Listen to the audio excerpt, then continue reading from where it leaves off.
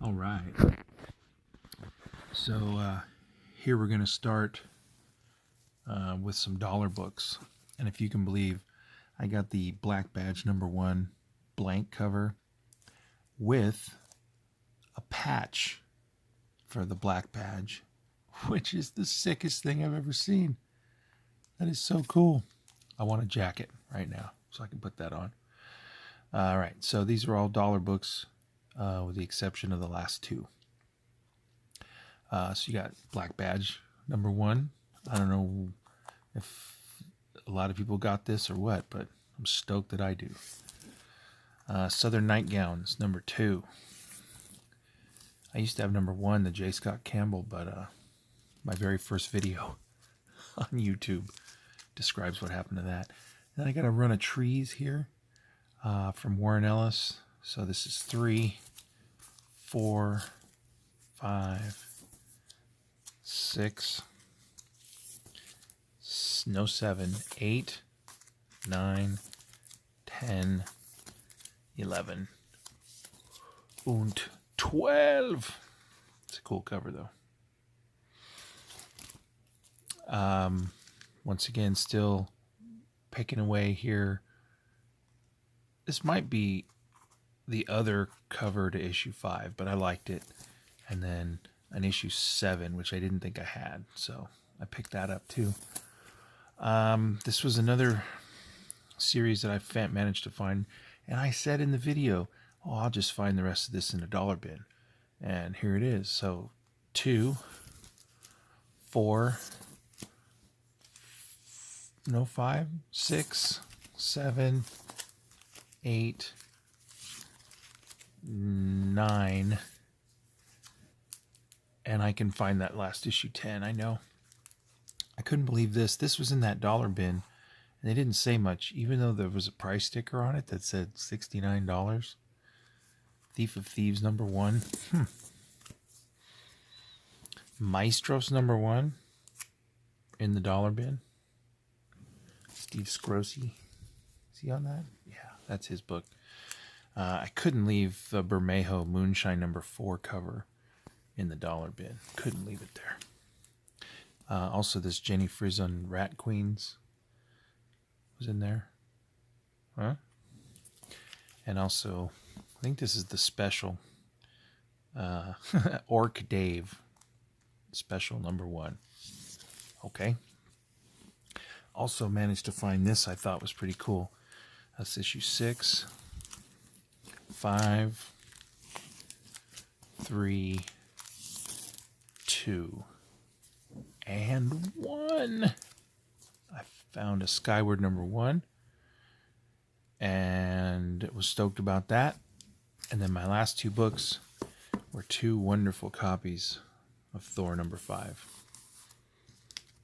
I had missed that first time around, so pretty happy to have the 2 copies now. Okay, moving over here. This was the regular indies pile, starting with your Aftershock, Beyonders, Dead King's B cover, High Heaven #2 from Ahoy Comics, Lodger, and I mean, this book directly reminds me of Stray Bullets, so I had to pick it up just for that. Lodger #1. The Dust to Dusk Virgin cover of Aliens. Beast of Burden. Really happy to finally catch that up. 2 and 3. Predators. This as well. Predator #2 and #3. Whispering Dark. There are 2 copies in there. I was real happy to find that. The black and white variant, which I just thought was really cool too. That Mars Attacks. Burnouts #2. I like this mostly for the bat. Managed to pick up that missing recent Days of Hate that I missed. Redneck #14. Go Donnie Cates. The Punisher. I'm always cool with Punisher. And this one here, I was happy to get the Finch cover until I got home and realized that this whole area up in here was just crunched, like someone had grabbed it and kind of bent up on it, and so I didn't notice that till later. Did end up getting them all, but I had to pay a little extra for that. And then I did manage to grab the source, this 1 in 20 glow in the dark. I don't know if you can see it, but in the dead center there is a skull. And I turned the light off to my comic room one night, and I look up, and there's a skull glowing at me. I thought that was really cool. So, the source. Also, here, The Girl Who Danced with Death. It's the 3rd issue. I mean, that just was amazing. Really like that. Coming over here, finally, got DC, that Brooks cover. Whew. Detective. And then everywhere I went, I seemed to have found a Batgirl cover.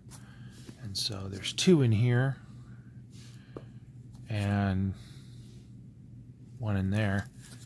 And that was cool. I like that. I did manage to find the latest Jenny Friesen Wonder Woman, although I did miss last issue.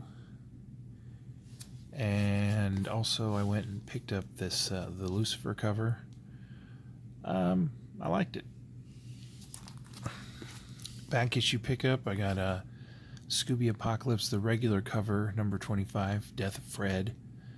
And I primarily did this because while I do love the B cover and the Virgin cover now that Marvel's doing, it dawned on me that after a while, we're just going to have lost the trade dress look of a comic. And I really kind of like this version of Scooby Apocalypse, actually, is what got me into considering this whole trade dress thing. But, yeah, so I just went back and wanted to get the regular A cover. So there's that. So, man, shout out here to ERod. This was from a auction. And this was that, what was this, the Deathstroke, the 36, yeah, with the Matina cover here. It was sick. And then it was signed. So, I don't know. I bought it from an auction. And right on. Thanks, ERod. It arrived awesome. And then lastly, I had to say something, I suppose. This here is a really nice condition copy of Green Arrow, Green Lantern 87. The first appearance of John Stewart. And this one here, I would say, if you could see down here in the corner, I think that corner there, and also right in this area right here, this book is an absolute candidate for a press, and that to me would really, really bring this book into a really nice grade. So overall, just really happy to have it. I'm going to be looking out for 1, maybe 2 more Green Lantern books. I don't know if I can swing that second one. It's pretty hefty. But yes, and then special shout out to Cwood. I did not find this in the dollar box. I found this in like the $180 box, but still, I thought it was a good price for the potential on that book overall.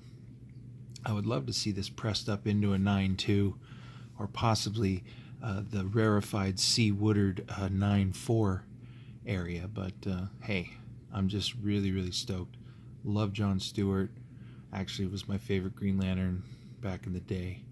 That's when I was reading Green Lantern, is when kind of Hal Jordan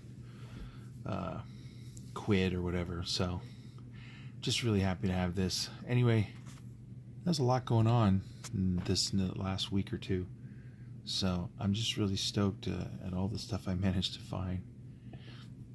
And just once again, I mean, I hope to be able to do more. Okay? All right. Well, everyone, have a good luck tomorrow, Wednesday. And buy what you love. Except when you love it all, then you can't buy it all. Can you?